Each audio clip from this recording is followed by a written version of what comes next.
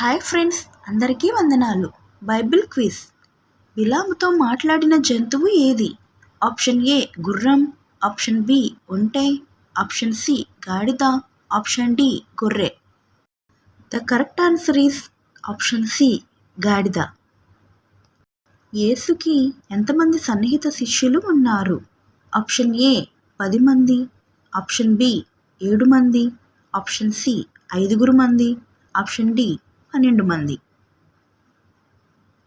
The correct answer is option D 12 మంది శిష్యులు ఉన్నారు.